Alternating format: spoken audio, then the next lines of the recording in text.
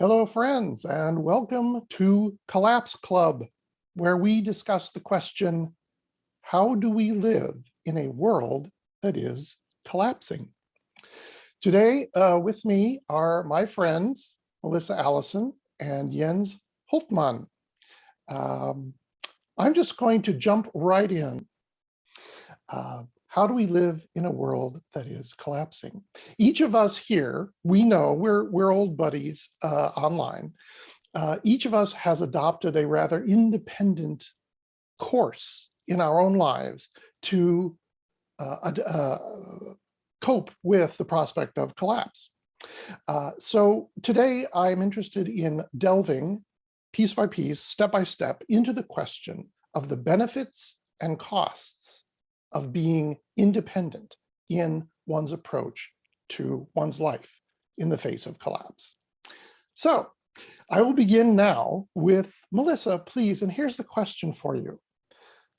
What happened to make you think and feel that you needed to make a change in your life in the face of the prospect of collapse? The biggest thing that happened that made me think I needed to make big changes was finally believing that collapse was happening. And that was reading Jem's first paper, Deep Adaptation. I had heard about collapse before and believed that it was going to happen, but I didn't believe it was that close, and it didn't really hit me in my heart until I read his paper.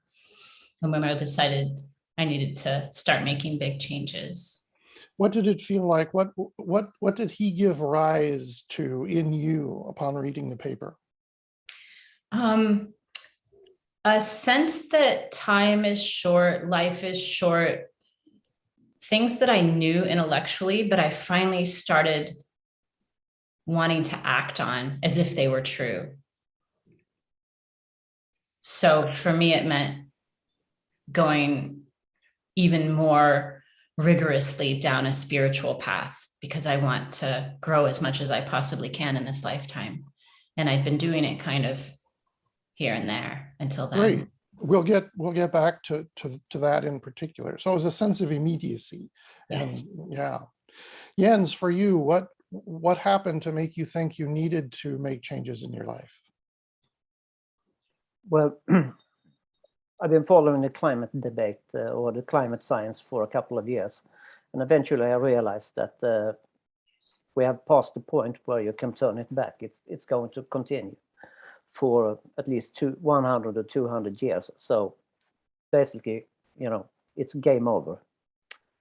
And then you think, yeah, but we won't face an apocalypse immediately. We will go down a little bit and a little bit and a little bit. And if you compare with the nations on the fragile state index, you have examples of nations that already are in a social collapse, already affected by a number of factors. And then ask myself the question, okay, if that happens where I live, which is in Sweden, what do I need to do? I have been in a number of near-death situations and survived them. So I'm convinced that I'm able to overcome difficulties, but you need to be prepared. You need to do your risk management. It was just, I guess, a gradual process. So it was an evaluation of the situation that led you to decide to take action. Exactly. Okay, well, I will say my own little story. What happened, I've had a feeling something was weird since I was in high school in the 1970s. For me, to be honest, it was understanding that there were a lot of nuclear bombs floating around. At the time, if you looked at the anti-nuclear literature, they were saying there were 10,000 nuclear bombs in the world. And I was like, wait a minute, that doesn't really make a lot of sense. how can you have a world where there's so much destructive power? And further, how can you have a system that allows that to be real? It just gave me a clue that the underpinnings of the society were not that good or functional or even real. There was some delusion or illusion at work. And then that turned into concern for the environment. And then also for me, Jem Bendel's paper, Deep Adaptation, was a wake-up call. And it's mysterious exactly as to why that paper, which is this long extended academic thing, has had such a galvanizing effect on people, but it did. And from there, I've spent the last 2.5, 3 years trying to figure out what one does in this situation. So asking you, Melissa, please, what did you do? What changes did you make? Well, first I laid on my back on my bed and had a big freak out when it really got through. And I think that was important, actually. It was like I was integrating it. I was really believing it. And after that, I started doing intense spiritual work, meaning more time on it, more full week programs, meditation, just inner exploration to try to get in deeper touch with myself. I don't think in retrospect that I was, and I think I knew that. And so I was going for that. And that led to a lot of external changes in my life. Like what? I left my husband, a man I'd been with for 20 years, and I married a woman I'm deeply in love with, who I met on my spiritual journey. We got together the week that the Canadian-US border closed, and I was on the Canadian side. And I ended up staying up there with her for 6 months, just living in various Airbnbs because they were cheap at the time and it was fun. We got to live on the Sunshine Coast north of Vancouver. We got to live in Victoria, and we planned to go back there permanently once my employer would allow that. But in the meantime, I had to come back to the States, and I didn't like doing that. I flew into Seattle in the midst of fire season, lots of smoke as we landed that September. And I was getting divorced. I was finalizing my divorce. Capitol Hill, where our Airbnb was basically a war zone at that time. I mean, just the police had given up, and there were people with guns, and the windows on most shops were closed, and it was a crazy time, and I was embarrassed for my country. But we couldn't afford to stay in Seattle at that time. So we ended up coming to Hawaii. We thought it was going to be just for the winter because we could find an affordable Airbnb with a car here, and ended up staying. We're on the rainy side of the Big Island, and it's lush and beautiful, and settling down here. That sounds actually magnificent, very idyllic. Jens, what have you done to change your life and face the prospect of collapse? My answer is so boring compared to Melissa's. I filled my pantry. You filled your pantry? I lived on a farm with my ex-wife, and sometimes we were out of electricity and stuck in a snowstorm or whatever. And then I learned that you need food for a couple of weeks. And I thought, in the city, that will not be a problem. And I thought, what if there is? So basically, I became a prepper. And then eventually now I bought a property, a small forest property, where I've decided that I will build, I'm trying to set up an eco village with my family. They're a bit hard to convince, but I tell them, I keep on. In the future, you will need it. So I suppose that's the biggest changes for me. So prepping is not that extraordinary, I don't think. Do you feel like you've gone to extremes? Does it put you outside the mainstream? No. There are millions and millions of sustenance farmers around the globe. They're all preppers. This is what humanity has been doing for a number of years. You grow things, you try to store them over the season where you can't grow things just to survive, and then you start over and over again. It's nothing new, and it's nothing extreme about it.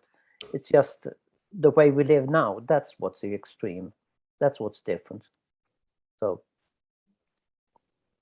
my grandma, which she was a big inspiration to me. She was really tough, and she was a prepper. You know, her pantry was always filled, and it was she saw it as a duty to, you know, feed the family. She was a child during the First World War, and they were, even if Sweden wasn't in the war, people starved. So she knew the importance of keeping your family fed. That's what it boils down to. But on top of that, I think you need to do other things too. You know, man does not live on bread alone. Great, we'll get into that. I want to share my changes. I have delved deeply into the sort of philosophical side, the metaphysical side, and I've investigated sort of the reality in which we live and how it can support such a tragic cataclysm as that which we're looking at. Lately, I've been engaging with a philosopher called Ian McGilchrist, who has a wonderful theory about how the two hemispheres of the brain essentially create two different worlds for each of us.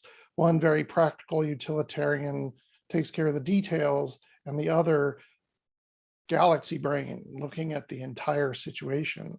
And it's the interaction between those two which create our worlds and give rise to the incredible drama of human life. It's led me to the belief that life is inexhaustible, that love is eternal, and that consciousness precedes everything else. There's consciousness from the beginning, before matter. And it turns out this is not a wacko view. There are mainstream scientists who actually look at physics, quantum mechanics, and other parts of physics and conclude that consciousness really is the foundation of the universe, and that matter is essentially the frozen form of consciousness. That leads me to my next question for us as a panel. When I think each of us have experienced that when one adopts a very personal, independent path of adaptation to collapse, that there are benefits and there are costs, that in some ways we get closer to what we value, and in other ways we are separated from some things which have given us comfort. I find it very rare that I can talk to people about my deepest thoughts because they are esoteric, they are complex and bizarre in the context of the world that we live in, and that's very lonely. So that is a cost of my independent path. On the other hand, it's the magnificent fulfillment of my lifelong quest for understanding to finally have a view that makes sense to me personally, even if it makes sense to no one else. So I'd like Melissa first, please, to talk about the benefits and the costs of the rigorously independent path that you have charted. I'm going to do costs first, like you did, David, because I want to end on benefits. Costs, I miss Seattle. I miss my friends. And for a long time, I missed my friendship with my husband. And that is returning, I'm really happy to say. I miss the 3 cats that we had and the house that I thought I would die in. I love that house. And I've had to let go of material things and a social network that I adored and depended on, even though Zoom, it's still not the same. The benefits are similar to what you describe. it's pursuing what's always been important to me in my life first. It's like putting my heart first and getting the most out of life, whatever that looks like on any given day, and it can change. And it's like having a fulfilling life instead of being on autopilot, which is everything I could ever hope for. Have you really felt that fulfillment come to happen as a result of your choices? I do, and it varies day to day and minute to minute. I do a lot of Buddhist work, and I find that it depends on where my mind is. If my mind's incredibly busy and worrying about something, then it's not the case. But in the next moment, it can be the case. And I've set up external circumstances that make it easier for me to get to my essence, to my fully alive place. Thank you. Jens, you've told me previously that some of your insistence on the necessity of prepping has been difficult for your, excuse me, your family and friends, associates to accept. Do you find yourself feeling isolated? No, not really. I'm just a couple of steps ahead of them. So I'm patient with them. I have always been so different from everybody else throughout my life. So I'm so used to it. So I don't suffer from the cost that much. It sounds like I don't have any feelings, but I have. But I'm not really sorry about that. I'm sorry about other things. I can agree with. I lost my dogs and cats in my divorce. I miss them a lot. You know, like the feeling of having Muffin sleeping on my neck. You know, nothing can replace that. But otherwise, you know, I don't think it's that hard to have a different opinion and see the world in a different view than a lot of other people. You know, so what? They have another opinion. And with the path of like preparing for the collapse to be even worse, I just find a lot of pleasure in it. I like to grow things. I like to build things. I like to be out in the forest. You know, if I'm out in the forest, I have been working on the barn doing something, and then I take a break and listen to the birds. It's just wonderful. You know, it's a good life. The upside of it, I don't know how to describe it. It's just fantastic. I'm not doing it because I'm afraid or it's a pain or a necessity. I'm just doing it for pure 100% pleasure. That's lovely. Do you find that, do you find other people, does your community grow or become stronger as you do this? Unfortunately not. I'm trying to get hold of, I know some younger permaculture growers, and I would like to, I'm offering them free land. I said, you know, I give you a piece of my land. You can build on it. We can grow things together. And they don't believe me. No, no. he's not really telling the truth. He's not really giving this away. And he says, you know, yes, you're a nice old man. Yes, you're going to give away a piece of the land. Okay, let's move on and talk about something else. So I think the hardest thing is to find more inhabitants for my eco village. There's just one person right now. That's me. So I would like to find a bunch of the younger people in the 30s or 40s or 20s. Melissa, do you find that you are creating community around yourself with your new position? I am here on the island and through Zoom. I do, yeah. And it's really interesting. It's such a shift. Friendships aren't based on the same things that they used to be based on, and they're deeper. This very broadcast is an attempt to reinvigorate a community of people who are considering these questions. I've met, in the 2 years I was closely with deep adaptation, I'm not anymore, but during those 2 years, I met such wonderful people exploring frontiers of meaning and courage and finding ways to be alive in very difficult times.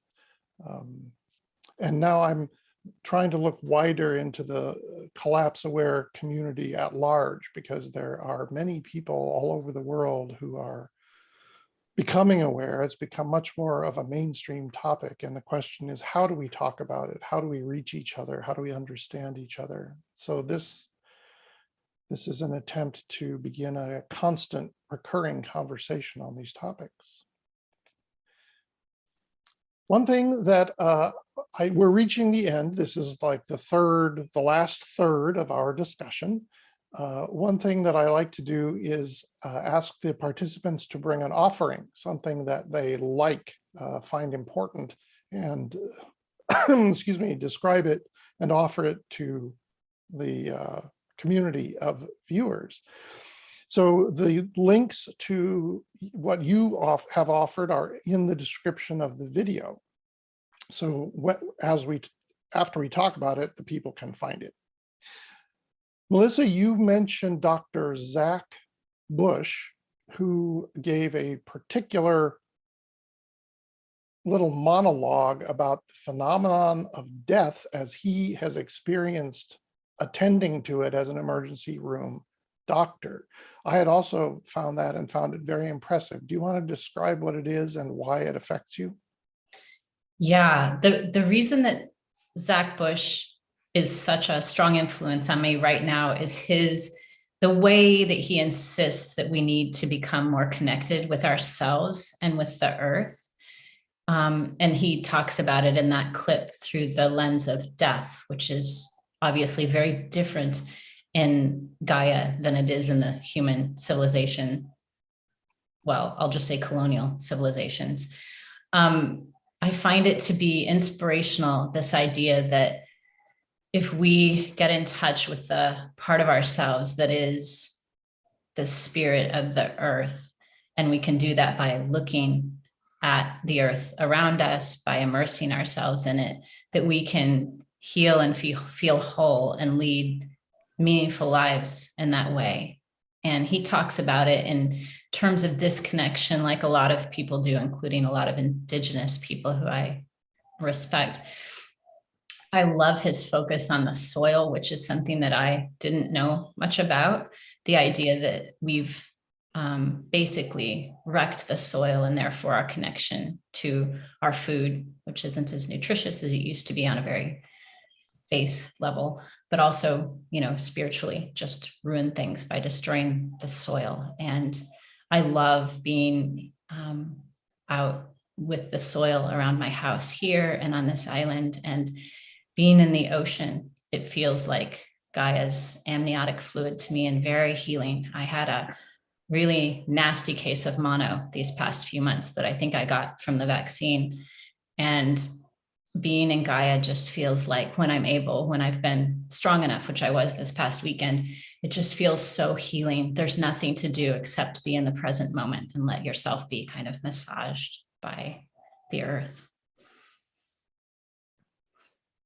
What I was impressed by seeing Dr. Bush talk is how he said that the reality of death is not what we are trained to think of. We're trained to think of a negation, a contraction, an absence, a departure, these negative things.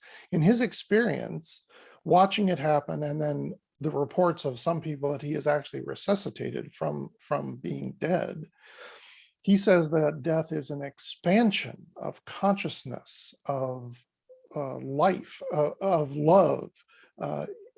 It's a transition to a much wider state, which I find very attractive. He says it a lot better than me, obviously, which is why he is Dr. Bush.